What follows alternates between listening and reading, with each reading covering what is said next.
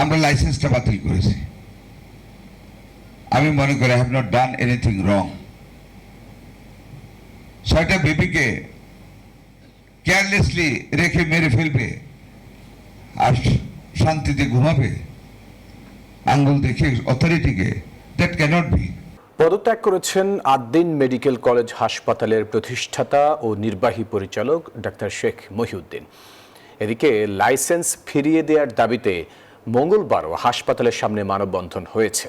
আর অন্যদিকে সরকারকে বৃদ্ধাঙ্গুলি দেখিয়ে অপরাধীদের পার পাওয়ার সুযোগ নেই বলে মন্তব্য করেছেন স্বাস্থ্যমন্ত্রী সরদার মোহাম্মদ সাখাওয়াত হোসেন। প্রায় রোগীশূন্য রাজধানীর আদ্দিন মেডিকেল কলেজ হাসপাতাল। প্রতিষ্ঠানটির তথ্যমতে এই মুহূর্তে এখানে রোগী আছে মাত্র 60 জন, যাদের সবাই জটিল রোগে আক্রান্ত। হাসপাতালটির লাইসেন্স ফিরিয়ে দেওয়ার দাবিতে মানববন্ধন করেন রোগীর স্বজন ও এলাকাবাসী। অল্প মূল্যে সেবা দেওয়া হচ্ছে শুধুই তা না, এখানে সুন্দর পরিষ্কার পরিচ্ছন্ন। আপনি সময় না দিয়ে আপনি কোনো কথা নাই বার্তা না হসপিটাল লাইসেন্স বাতিল করে দিয়েছেন, এটা তো কোনো সলিউশন না। অল বিশ্বের ভিতরে সবচেয়ে পরিষ্কার এই হসপিটাল 1 নম্বরে। এদিকে পদত্যাগ করেছেন স্বাস্থ্যমন্ত্রীকে কোটি টাকা ঘুষ দেওয়ার প্রস্তাবের অভিযোগ অস্বীকার করা আদ্দিন হাসপাতালের নির্বাহী পরিচালক ডাক্তার শেখ মহিউদ্দিন।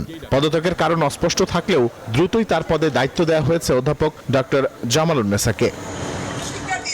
6 শিশু মৃত্যুর ঘটনায় সরকারকে বৃদ্ধাঙ্গুলি দেখিয়ে অপরাধীদের পার পাওয়ার কোনো সুযোগ নেই বলে জানান স্বাস্থ্যমন্ত্রী।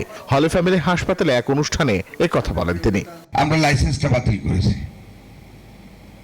আমি মনে করি I have not done anything wrong. 6টা বেবিকে কেয়ারলেসলি রেখে মেরে ফেলবে আর শান্তিতে ঘুমাবে আঙ্গুল দেখে অথরিটিকে, দ্যাট ক্যানট বি। নবজাতকদের ময়নাতদন্ত না হলেও আইনি জটিলতায় পড়তে হবে না বলেও জানান স্বাস্থ্যমন্ত্রী। He is no more in that hospital. He has resigned.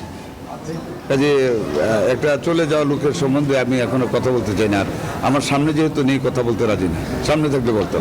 Rishad Hasan, news 24, Dhaka.